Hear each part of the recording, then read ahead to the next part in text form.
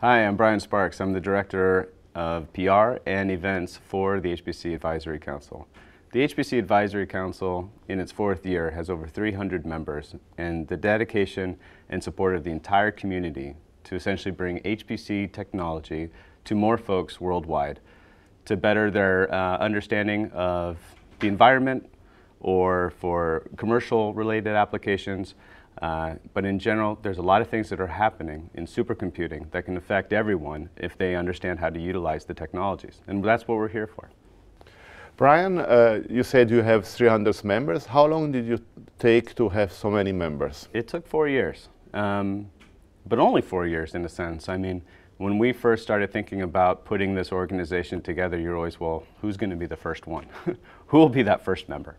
And you don't know who you're going to get. And you know, now we're just coming to our 4th year anniversary, and thinking that we have over 300 is really amazing. And it's 400 worldwide, and it's split between a lot of academia, end users, and a lot of the OEMs, the independent hardware vendors, and the ISVs. So it's really a very large ecosystem where everyone has a stake in terms of how HPC plays out.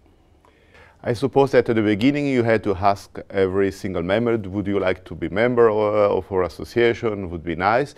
Are we now in a different modus where people say, come to you say, oh, can I be member? It's gotten much easier. I mean, at the beginning, obviously you have to build out what you think the community is going to be like, right? And need to set up not just only the website, but just whether it's papers, and what we did was we built a large cluster center for folks to be able to start benchmarking and start running applications for free. And that really helped build things out, so that way when we were ready to go with it to a large, to get the membership, we're saying, look, this is what we've done so far, would you like to be a part of it? And that really worked. People saw the value in it. So we got signups really quickly, and then as we started to then build more events, dedicated to the topic of bringing HPC and its usage and what's next to more folks worldwide for free, people really started coming to us wanting to be a part of that. And right now, we're having our 3rd annual Swiss workshop here in Lugano, and we're already set up to do the 4th one in 2013. And you know, it's amazing in terms of what the workshops have become just worldwide.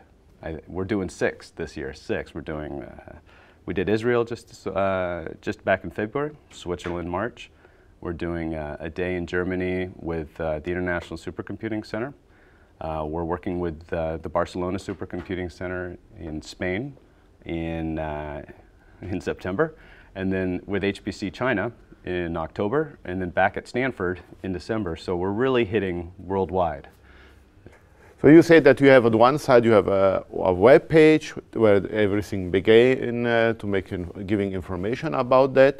Then you have a number of let's say virtual contacts about Twitter, about blog entries, about information, and then at the same time you are creating activities where people can really meet.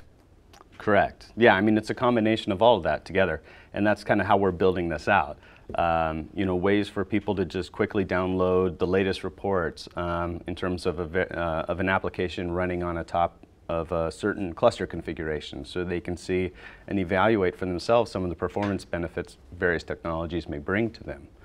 And it's a great way for, and a lot of our clusters are essentially donated by the OEMs, by the CPU manufacturers, by the networking manufacturers, because obviously there's a benefit for them to provide the latest technology so people can get you know, quick data quickly and be able to, you know, potentially adopt it in the future.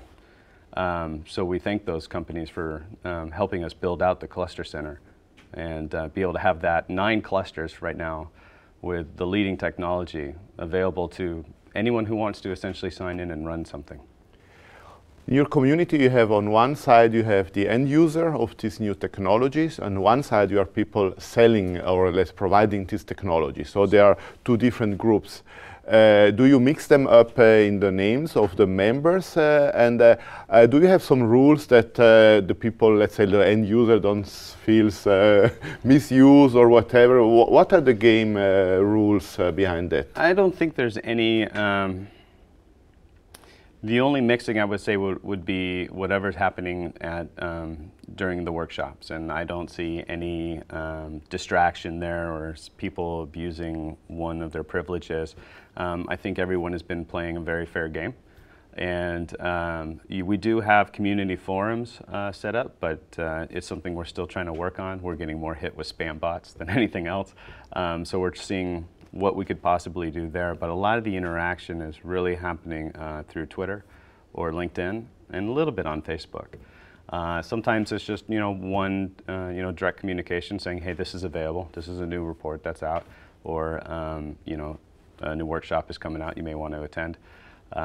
Some of it is two-way, where we get a question from Twitter asking us on a certain, for some advice on something which we can respond to, or even on LinkedIn, or people send us questions directly. And then if the council can't answer it and it's related to something that one of our other members can help answer, then obviously we'll bring them in.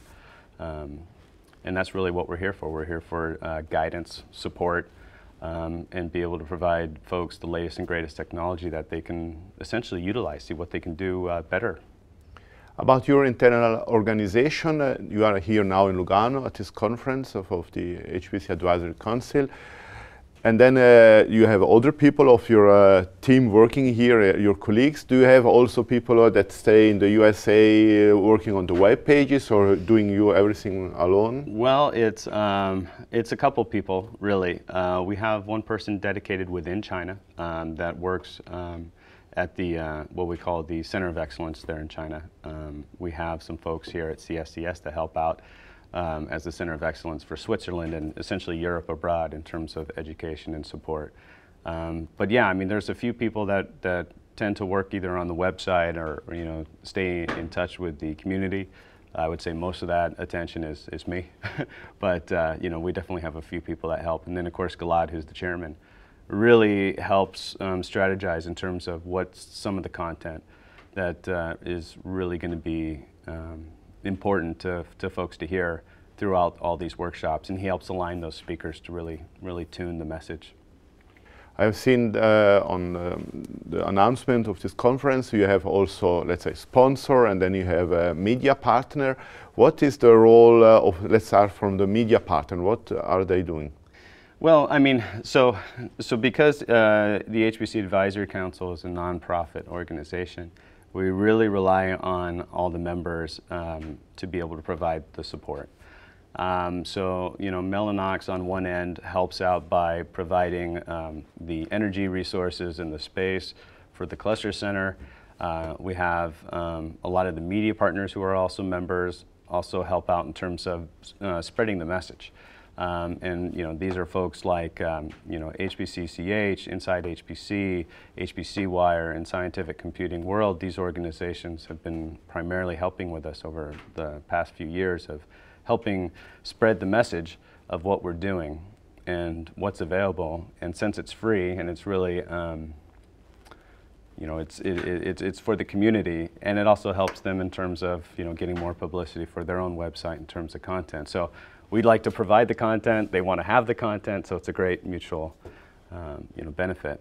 And then for the member companies that are like the hardware or the software or even the CPU vendors that are sponsoring the event, that money helps go essentially to fund these, essentially what we're having today is a 3-day workshop. We wouldn't be able to do it without their assistance. And so as a benefit, they get a little bit of a time to present to the audience in terms of their solutions. They can have a tabletop booth, a little bit of advertising, but it just shows that their support for this community and helping lead that. We have now 300 members. Is there, for you, in your point of view, a limit in the number of members, or there should someone change something if the number is even increasing? Does it scale up to such a concept to 1,000, or in fact you don't think that the market for this kind of activities could be so large? I don't know. I mean, it's really hard to say. I mean, even a year ago to say it was going to get up to 300 was probably a stretch. I mean, HPC is growing.